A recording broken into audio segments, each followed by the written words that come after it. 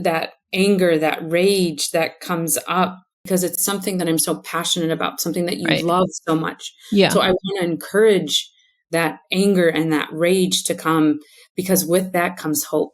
That with that, like that we get to continue to resist.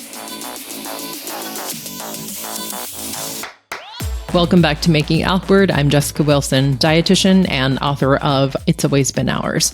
You can find video of this podcast on YouTube and Spotify, and you can support the show by subscribing, commenting, and leaving an Apple Podcast review.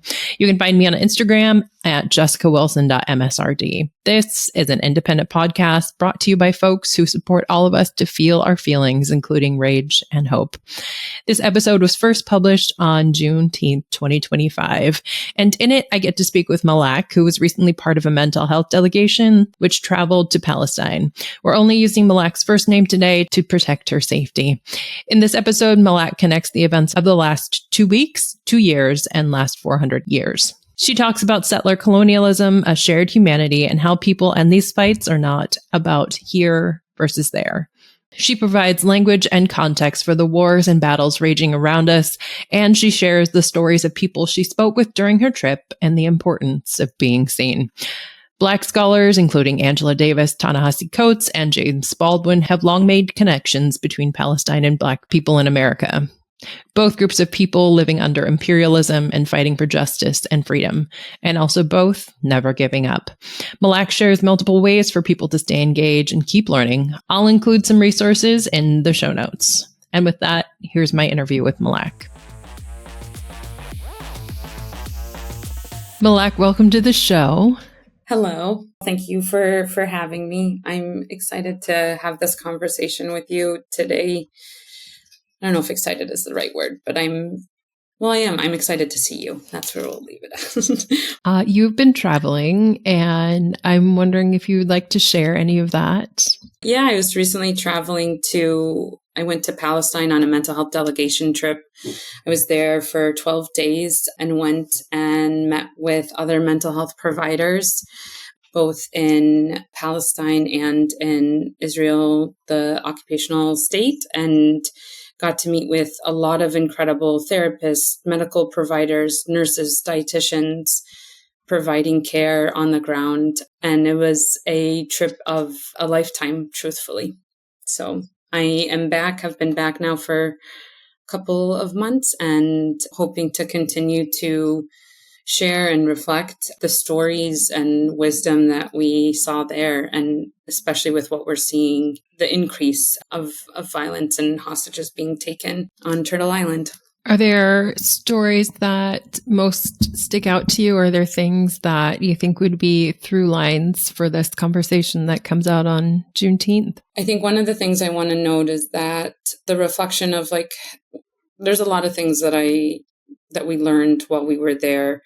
One of the things I want to encourage, that as we talk about the Palestine-Israel genocide and Holocaust, that when I'm mentioning Israel, to reflect that it is an occupational settler colonial state, that it is not something that is a word that is allowed to go without reflection of the occupation, that it is an occupation and terror that is carrying out to Palestinians. Mm-hmm. So that's one thing I would like to kind of start off with. And then I think the other piece, that if I could summarize it in a whole, is that sense of humanity. Take Palestine out of the equation. This is about humanity. This is about humans that deserve and are allowed to have a life just like you and I. Right. And I think that's kind of where I'd like to bring it back, that it's not about here, there, it's about humans. Yeah, that's real. You mentioned one of the elders on your trip and something that she said that struck me. Do you mind sharing that? Yeah. So the delegation consisted of 19 other mental health, social justice, human rights advocates. And oftentimes after we would do 12 to 14-hour days of meeting with organizations and providers, we would do a debrief. And oftentimes the debrief was reflecting around how we felt. And it was frustrating in that sense of the trip is not about how we feel or what I'm experiencing per se. It is about the Palestinian people and what we're bearing witness to. Mm-hmm. And so during one of the debriefs, we had been talking, and one of my colleagues had reflected in the sense that Palestine is our blueprint. Palestine is the key to human rights, but you don't have to travel to Palestine to see the oppression that is occurring here in our own land. You know, Mm-hmm. the oppression has been going on for more than 400 years against Black folks here in Turtle Island, and you do not need to go to Palestine to see how an occupation in a settler colonial state takes over. And Mm-hmm. so I think that was the thing. It's that, yes, Palestine is guiding us. What is happening is giving us an anchor, but it's been there before. Like, this has been happening for many years. I think it just honestly, I think back to the post that I had shared a couple of years ago when I let my SEDS go. Yeah. In the sense of just like the apology of like, why are we not listening? Why are we not listening to Black folks? We talk about history, but we're not learning. Mm-hmm. You know, we're repeating it. And it's not only are we repeating it, but it's repeating it on steroids. Mm-hmm. Like, it is this is just unfathomable what we're seeing, but it is happening. And so, yeah, I think I go back to that, of that, like, where were my ears? You know, Mm-hmm. sure, you can listen, but where was my action? You know, and it's not guilt. I don't want to like go into this survivor or like in that piece, right? Because that's not going to, it's that, how do we learn from this? Yeah. And how do I move forward? How do I continue to unlearn? You know, not just about Palestine, but about racism here. Yeah. I've definitely seen the connections to ICE protests here in the US, and I've seen many, many Palestinian flags and keffiyeh amongst folks who are protesting, and I just wouldn't have, 3 years ago. And I think that's definitely a dramatic shift, and perhaps people are seeing the intersections of freedom and liberation here. I think maybe a year ago, or when everything kind of had started, I was just begging people to like, what words, what cause can I say to get you to care, to get you to speak up? And at this point, almost 2 years in, if you have not spoken up, then I'm not here to convince you. I'm not here. Like, that is good luck with your life and your future. I want no part of that, honestly. There is so much intersectionality when we think about how the parallels of how the liberation is all connected, you know? Yeah. And when we see immigrants here being kidnapped, being separated from families, it's those same powers. And so I think it might be helpful for some to find maybe a cause or a connection to something that they feel to lean into, but also to be aware that it's all connected. So if you're going to Palestinian protests, you're going to immigration protests, you're going to LGBTQ protests, you are showing up for every marginalized identity. And if you are in a marginalized identity and you have chosen not to speak up for Palestine, then what kind of I don't even know where to begin to have those conversations with you of how you cannot see another marginalized community or oppressed community being so hurt and eliminated. Yeah. By settler colonialism, by white supremacy, like how is anything a single issue? And it's so visible now. I feel like you said, we cannot convince you, but yes, how can we speak up for everyone when we are speaking up?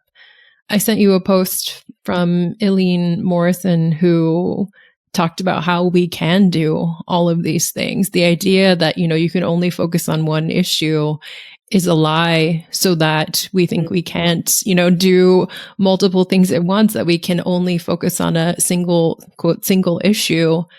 And that keeps us, separated as a movement. Because that's again, it comes back to humanity. We're humans. You have a right to live. You have a right to exist. You have a right to love who you want to love. Who am I to say any of that? And so I think we have to like be careful of neglecting one cause, especially in sense of like fear of of being smeared or called anti-Semitic. I mean, for Pete's, I am Semitic, so I don't know if you're calling me I'm not sure where. For the record, to be Semitic is someone who speaks either Hebrew, Aramaic, or Arabic, and most people from the Levantine region speak Arabic, so we're all Semitic. So if you're telling me that I'm being Semitic, it just doesn't make any sense to me. But I do think that there is this piece of, when we think about the cause altogether, being aware also of like how the divides can occur, when there's so much at stake. And I want us to be careful of not othering each other in all of these causes. Yeah. What you said just hit me as well, because so much is at stake right now, as of today, as of this year, as of this administration. And it's done intentionally. The divide is done intentionally to hurt us, to know that like, if, I don't like the way that you're showing up for your activism or how you're performing, then I can write you off. And I really want to encourage us, including myself, that when we see someone, either whether they're going to protest, whether they're boycotting, whether they're signing letters, calling, whatever it may be, that everybody is doing their part. But I would say, honestly, a message that I kept hearing while I was in Palestine was, yes, we need to do that, but we need to do more.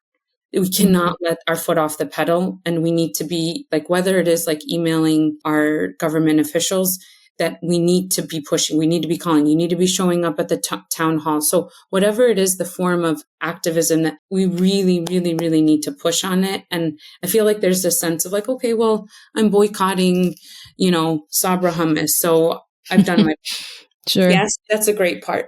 Yes. Now you got to call up Trader Joe's and be like, why the heck are you selling Israeli feta? Feta isn't from, like, that isn't, it's a made up place, Yeah. Why are you? So yes, it's a beautiful way to start, and another way for us to continue to really push forward, and not give up hope or let go of that gas pedal. Yeah. That makes me again think of those ICE protests with Palestinian flags. But I think, when one is celebrating Pride, like how can we also be speaking up for Palestinian, for folks of color, for immigrants, for migrants, at the same time? Like we can do all of the things at once. Yeah. When I think about like a lot of immigrant stories, we, even as a daughter of immigrants, who fled because of the settler colonial states that had inflicted their ideology on Lebanon. But yes, there might be, for some, there might be that connection to the American dream, but there's that piece of it that my dad didn't necessarily was like, hey, God, I can't wait to be able to come to America and take my family out of our culture, out of our faith, out of our land, out of our, when I see my dad go back to Lebanon, it's like, I am like, who is this man? Really? Like just that sense that he's so happy, and like that lightness to him and that aura and that energy, it's visible. It's very, very different. We came for safety, and now to see that safety being turned around against us is really, it's terrifying, And so I think there is that piece of like, immigrants come here because they're fleeing something usually that's caused them harm or has left them feeling unsafe. Yeah. Oftentimes caused by colonial powers. And I think that it's like when people are like, oh, well, why don't you go to Gaza, or why don't you go back to Mexico? It's like, I would love to. Actually, some people did try to go to Gaza, and they were detained, on the flotilla. And, so there's all these what ifs and what about and scenarios just to kind of have us distracted versus getting down to, if we just stayed out of people's business and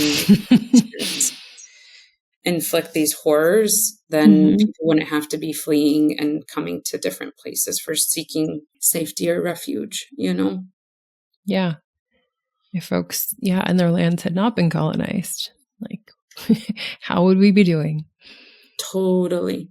I mean, I think especially like when we think about I mean, the LA protests right now, and you know what? It reminded me honestly of the Columbia encampments, right? Columbia fired all the encampments up. It really charged people to take action. And Columbia has always been at the center of encampments and justice, or like fighting, trying to advocate for it. The politics of the administrators is something different, but I think that it's, when I think about Columbia history, it's the same thing as LA. There's so many movements that have come from LA, and I think, again, look at those parallels. Look at that strength in like the sense of the encampments. Look at these protests. Look at these cities, these places that are really, starting the movements or continuing to accelerate the movements, and I think we can really learn and continue hopefully to grow in our resistance, and none of that peaceful stuff either. Yeah. Columbia, LA, other places, just the over policing as well. Completely intentional to me, it seems, by administration, by government. Even in LA, they are deploying thousands of troops, but have jobs for 300 or 700. But the demonstration, the spectacle of deploying thousands, right, only serves to rile people up, to increase vigilance, to increase violence. And yeah, I mean, that's the goal for sure. And this is the thing, is as we talk about the National Guard, or not even like just the policing of it all. Yeah. The programming that we have in ties with Israel, the settler colonial state, is something that, again, the layers of intersectionality is so deep. But there's an exchange between the U.S. and Israel and their soldiers and their military and their policing.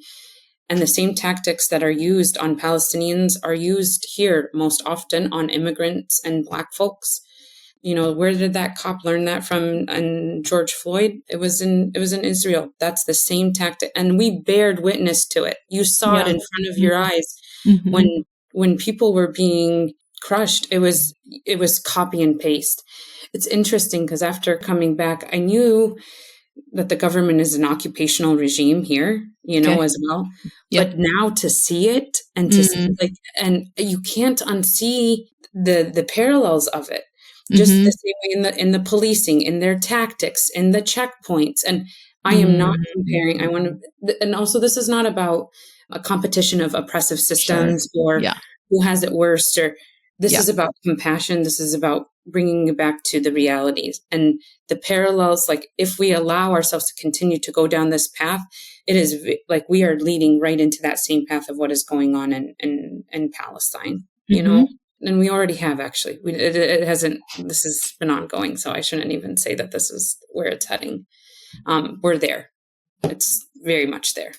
But I think to see even just the similarities with that was very, very uncomfortable. Like when we would have to go to the checkpoints holding up our IDs. And I think of the immigrants who are constantly holding, I have family who held on to their passports. It's still right now to this day are holding on to their passports when they leave to go to the grocery store because they're visibly brown, they're visibly Muslim, and are petrified of like, what is to come. And again, when we were there, you always had your passport and your visa on you at all times. The surveillance.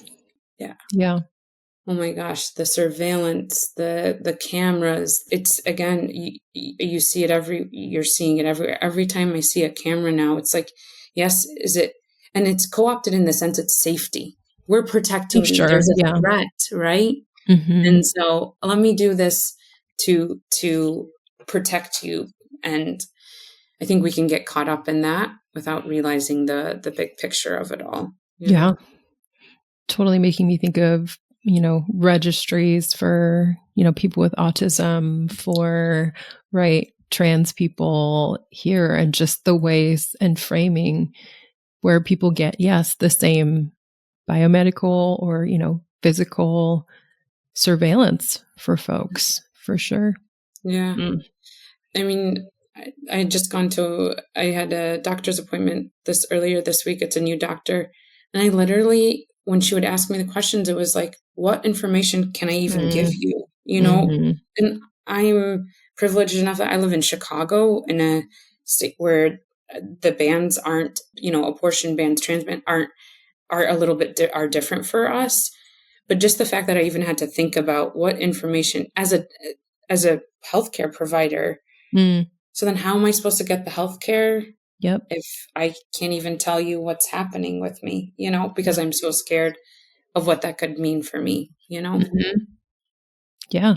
So it's working in the government. Yeah. That's, instilling fear, making sure that, our basic needs are met. And of course, we could talk about, food and food stamps forever, but just the restriction of basic needs, of safety, of all of those things. So there were definitely conversations about like the lack of safety in Palestine, and as if it is this outside thing, as if it is a foreign thing, as if it, is separate from us. And I hope people are seeing right now in LA, across, the country, that safety is a construct. Like it is only, it's not that far away from, being unsafe here, as it has been for so many people for so long.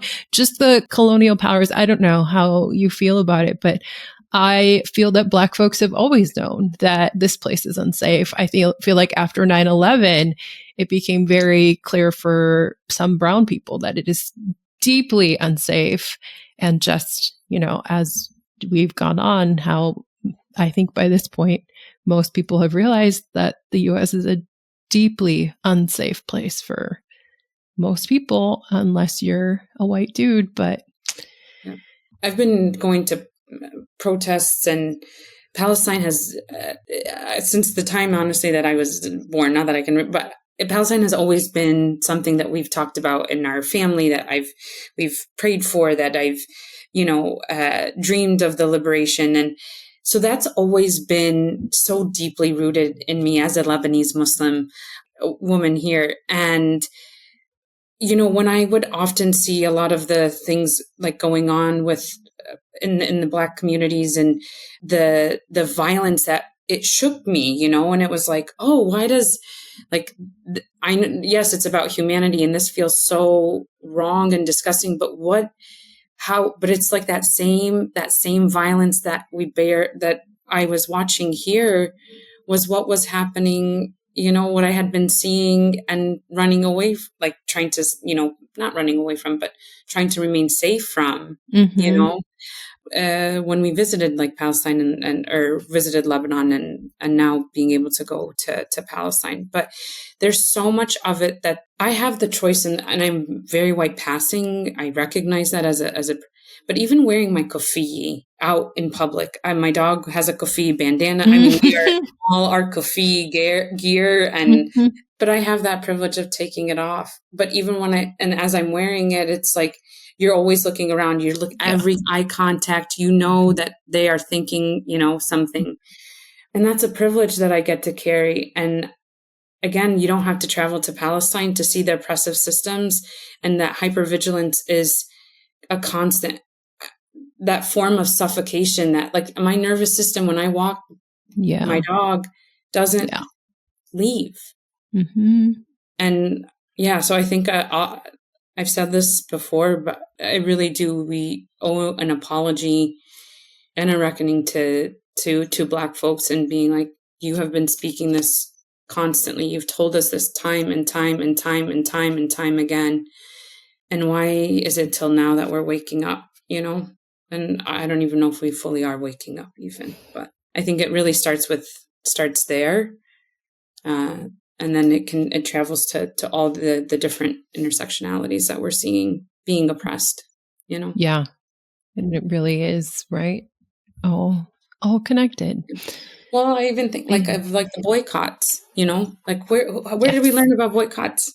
We learned from Dr. Martin Luther King, from Malcolm, like Palestinians, we didn't start this, this has been there in like time and time again, and we saw how effective they were. We saw that when we hurt them in their pockets, when we hurt them financially, they start to listen, and so how can we take the wisdom and the history that we've bared witness to or learned about to actually make a change and to make a difference? When I hear, World Eating Disorder Day was, I think, last week, or how in our right minds can we talk about Eating Disorder World History Day without the acknowledgement of the forced starvation and the large-scale concentration camps that are going on in Gaza that we're inflicting? That how are we not talking about the large-scale lack of food accessibility here within our own, I don't want to say land, but country. Within the U.S. Within the U.S., yeah. There's a lot of the connections. And so it's not just amplifying once, it's amplifying all of us. And with the eating disorder field, how often will folks talk about how food insecurity can totally lead to, eating disorders, how forced starvation can lead to eating disorders? How many times, in my education and in eating disorder work, have folks used Nazi concentration camps to talk about the things that can happen to weight, to eating patterns, to, trauma. And then here we are with the eating disorder field today. And wow. Yeah. Some of the organizations are starting to do hunger strikes. So I've been helping out as a dietitian, trying to talk to them about refeeding. I'm in connection with some of the families in Gaza, talking like the amount of similarities that we see is undeniable. And again, you posting about World Mental Health Day or World Eating Disorder Day and inserting a little clip about BIPOC communities and starvation, but the neglect of it's performative. It's the same thing that we saw with a lot of the organizations like Target putting on pride flags and, different. Yeah. What in God? What? Yes. You mentioned Target, which brings me back to the boycott. And when I asked my dad at the beginning of the Target boycott specifically, he was talking about how with the Montgomery bus boycott, that it was hard for people. And he is not sure that people today are willing to give up, so much. He talked about, how people had to get places, walking by going without a lot of time. And that's what made it effective, but are people today willing to go with that level of discomfort in order to show our values, to hurt people actually in the pocketbook? I like the word discomfort, honestly, because in the sense it's like, it's meant to be uncomfortable. Resistance is meant to not like, this is, if you have the privilege of not being, impacted by immigration, LGBT, whatever it might be, that is a privilege that we have to use it for the good of others. And what we're witnessing happening right now in Palestine and here in the US, we need to get uncomfortable in order to see that change, in order to see that resilience, that samud, that steadfast, is for us to be uncomfortable. If you're comfortable, then you're not doing it enough. And yes, there is a piece of it that's like not enough, honestly, at this point, because we're 2 years and 400 years into these atrocities, and enough is enough. I really do think that boycotts are one of the ways that we can show our activism. We can show our activism through attending protests, going to encampments, calling our legislators, having a conversation, listening to a podcast about Palestine, reading a book, watching a documentary. There you are. I mean, there's so many ways that we can continue this activism, and boycotting is one that is effective, as we've seen before. The other thing that you had reflected and it kind of brought up, so I got to meet with Dr. Samah in Palestine, who is a wonderful psychologist and has talked a lot about what is going on, as well as the forced eating disorders that are continuing to be on the rise, in mental health within the Palestinian community. And here, especially in Western psychology, we love to pathologize. We love to individualize and keep you. But it is in community. Why are Palestinians so because of that community connection, and that so including in our activism work, including in our, how do we build a community?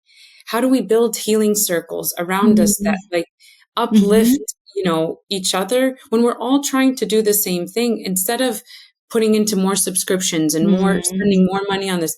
Why are we not? We need to be coming more into community to work around that discomfort,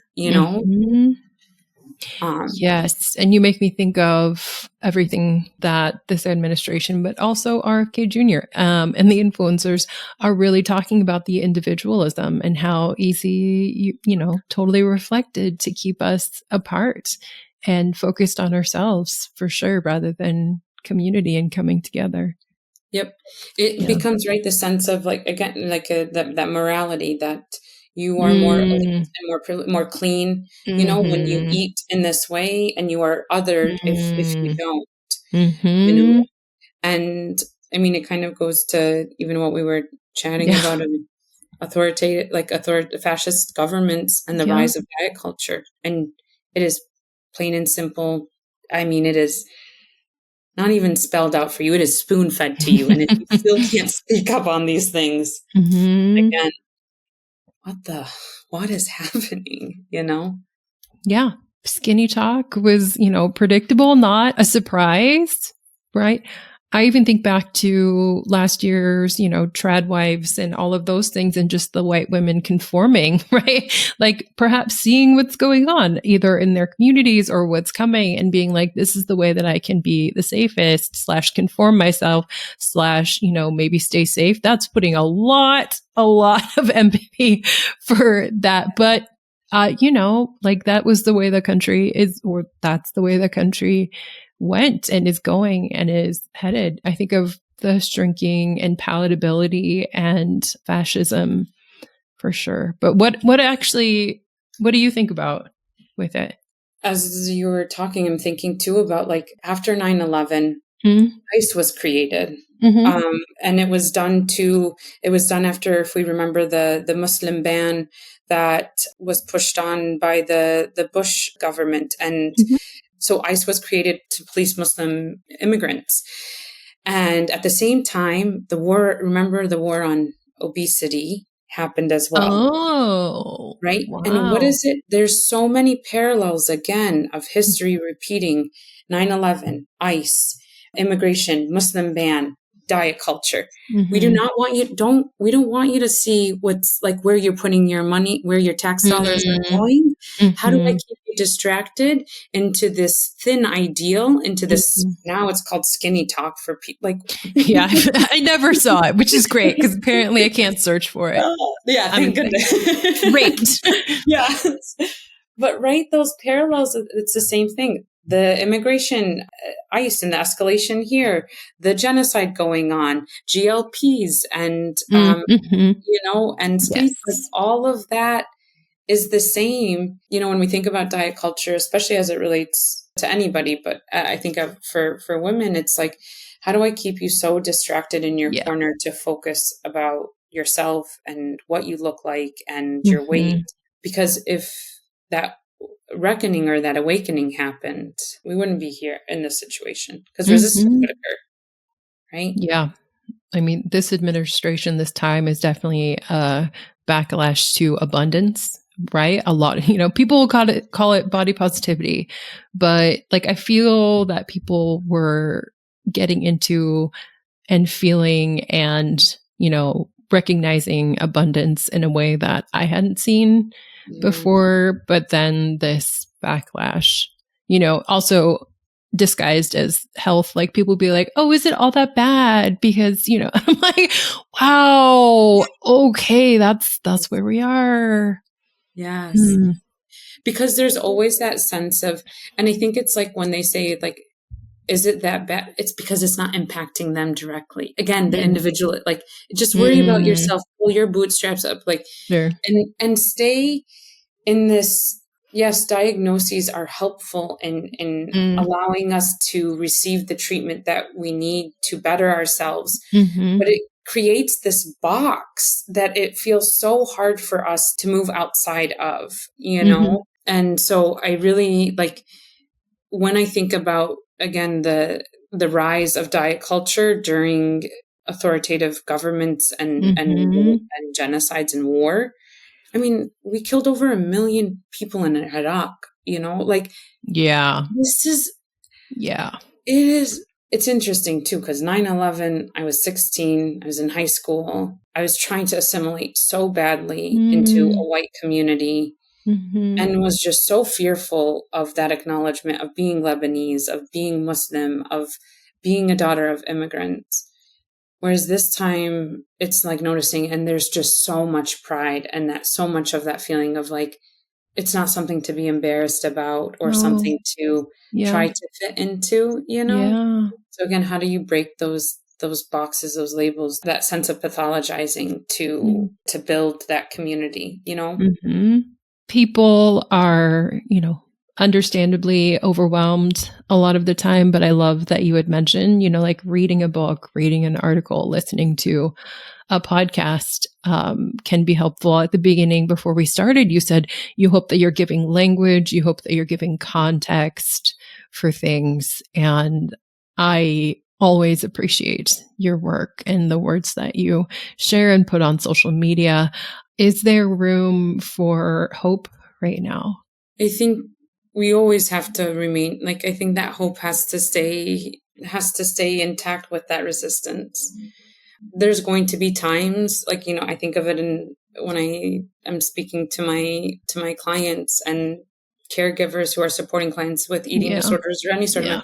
it's like we carry that torch of hope. And Mhm. sometimes, yeah, I don't want to get out of bed and things are really, really hard and dark, and that guilt only feeds Mhm. into the oppressive systems. Mhm. And so honestly, that anger, that rage that comes up, and Mhm. that anger and that rage comes up because it's something that I'm so passionate about, something that you Right. love so much. Yeah. So I want to encourage that anger and that rage to come, because with that comes hope.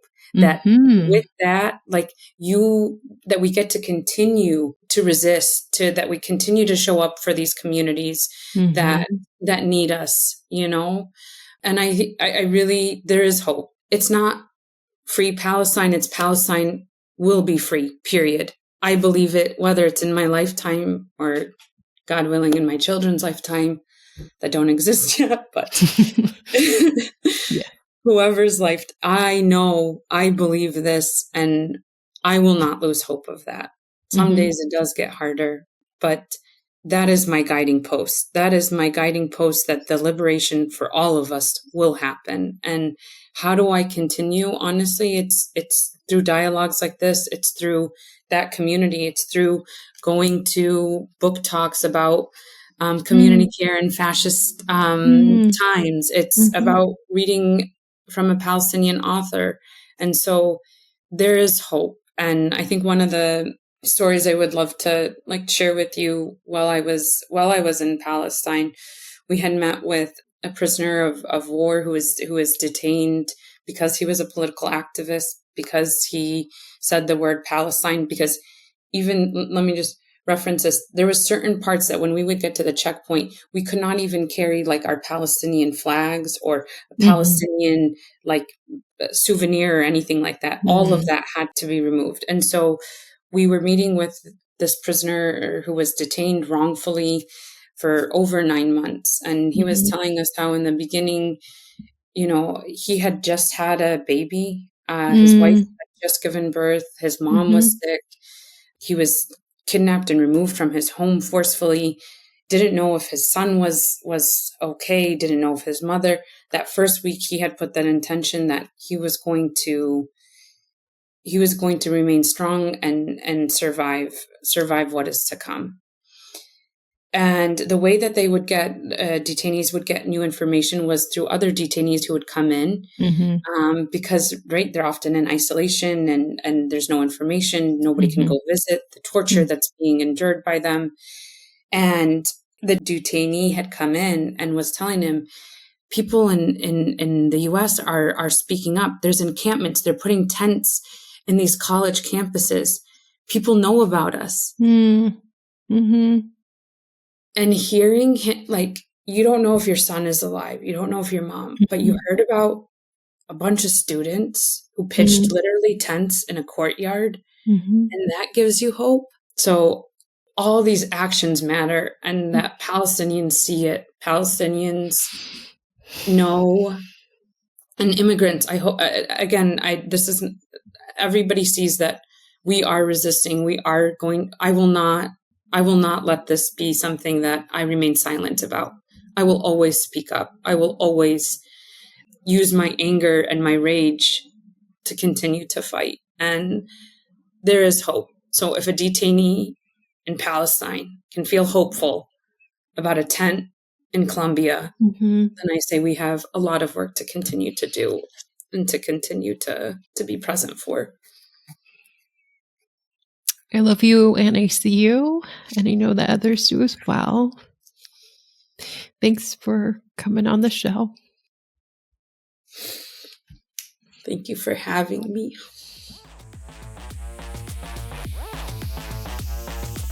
And thanks so much again to Malak for coming on the podcast. I hope that we can all hold a shared humanity and help others feel seen. I hope this episode encourages you to feel your feelings, even when doing so may seem awkward. You've been listening to Making It Awkward. I'm Jessica Wilson. You can email the show at makingitawkwardpod@gmail.com. You can rate, review, subscribe, and join the Patreon linked in the show notes. You can buy my book, It's Always Been Ours. This episode is edited by Jen Jacobs, who I truly appreciate for taking such care with these conversations. It's supported by the Legacy of Sacramento Outboard Services and Patreon members, and is a production of The Body Politic.